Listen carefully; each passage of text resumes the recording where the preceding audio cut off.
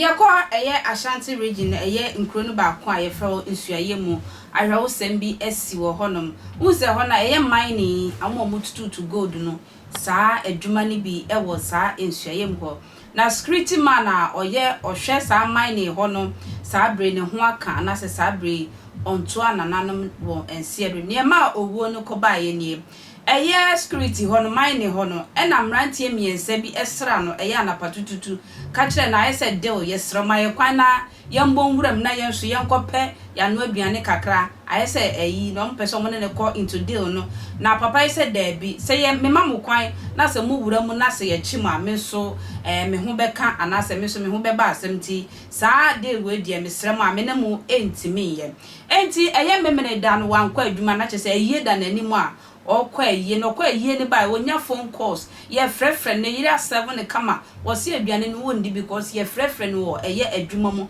wo se wo hwa ade adwuma mu basesi a papa hye na atare security atare po adwuma mu kwan so a na chi etuo eda na chi se dimba yama ye kuna sesi a ye hu ni pakra frefre na sabe wakohia na kwan hyewu wo adwuma kwan so misre ye ti adansofo a epie mu free ho bai ishedua 40 years.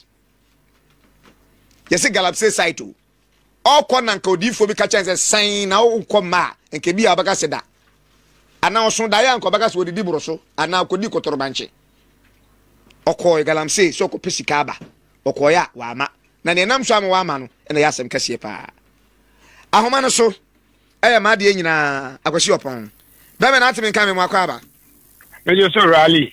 As something at the Cra a sebuno esi ama.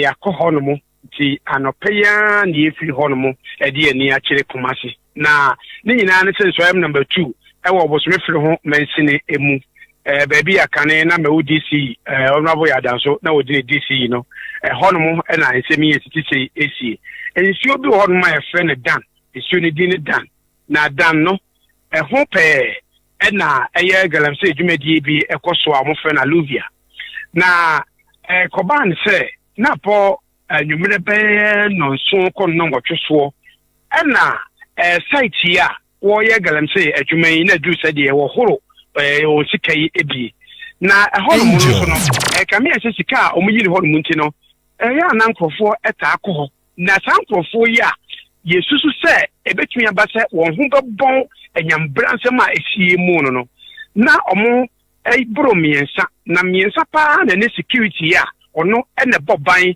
wo saa site ho mu yi ekonya anobabaye na nkofo no bota omde ko nyina ne se omo kodi korikori korikori ti se dwuma no a omo eye no enye ho no a pote anasa saa nkofo no munya dwuma ho na so omo kosesa asie bi na ho do omo ko na branch security ekofi ebo onya mfie aduanan so yi ka kire omo se omo ye dwuma asese kro omo huro sika enti on pese on beba ho no mo na beya omo enko enti no omo nti omo ho ase abranti yesu kura ne tuo enti okanya momufo no mo ko no asem a yehwehwe mu a abeto gane se omo ka kyense ontena ho se omma omo nidi a omo nso mane nidi eno omo da omo ani na we na omo ewi adwuman abranti kofi yebu a wanya mfie aduanan so ne mamiensa ya na yiri nso epamade adono a omo wie nti o se omo escort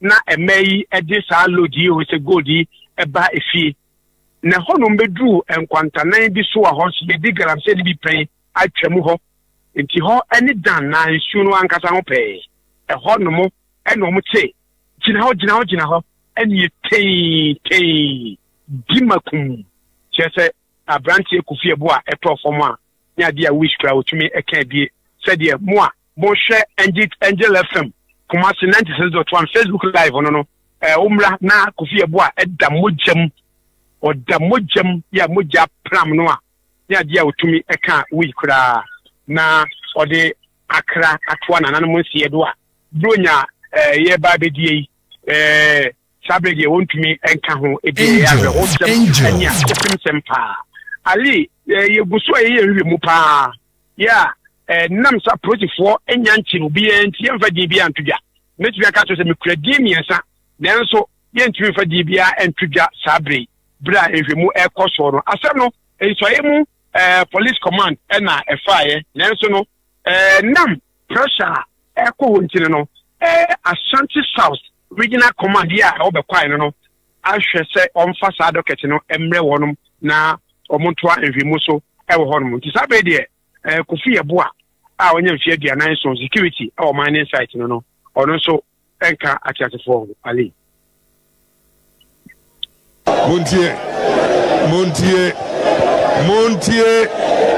you Montier last days are always dangerous because you say maybe 31st night tienie edi dim kwanso na mrante bi kokuma ponche nom koma anti bi efe na ante sewa sante sewa enu ama wo ena oba no so ball light soup ma wo pa ponche nkrakra to wie ye no emrante we yi ba ko na we yi po ba ko no ada bi se na mbawi no de ambese no kamem fufu nka mo ena ba ko se ante sewa nkan abone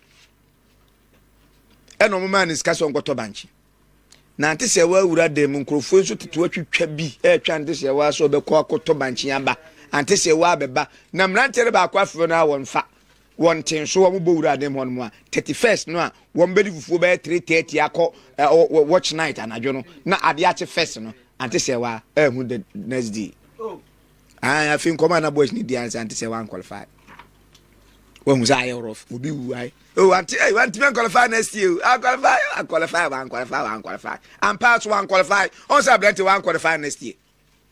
What the was some days ahead of you. One we are near qualification won ka ho. Hwe na cancer near mum. Ya awosem ahoma no so abranche wa fum ya. Ni botre mo na no record na krana.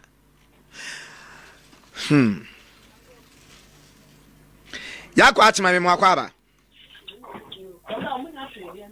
Hello. Ante kwa atima ko se wate. Nya no koro bi aye pati a. Nke ya hawo. Sabi. Be ma de na chi ente se afri mu na ye be bon komode enafem. Ba hye ho den. Abade nche chowere wa. Nkwara se na wo ntem. Me ba cho nkwala mi no. No anka sa wa ba fa da. Odon timpo we no ya ne empem. Da se bo aminu ne wo mu. Eba ne se na okunu fri mu. O tie ne sen. Me ba cho na aye bi wa hata. Ana oputela asemo mutcheka. Nti wanokula na tina opono mo chocho. Ndio yana mpakani ana no chukile sawa mnyai. Ile to andaka nje. Ade china anapana tu. Onomba kwa konta. Nti yohana mwambile na obisi etimo. Obano sile dia na manata of maintain opening. Ediana na medema no medema no medem kwa ni kusi na kwano ya. Na dia anta de opening tension. No say ya frafra na say. Memory ju mo hono. Nti wole ma no de kano call. Okay na upodula conversation.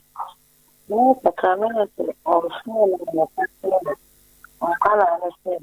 Mo framo kwa kondru omozo mo ana nkwala no so na abele me da asese wo je bre twen me akua makram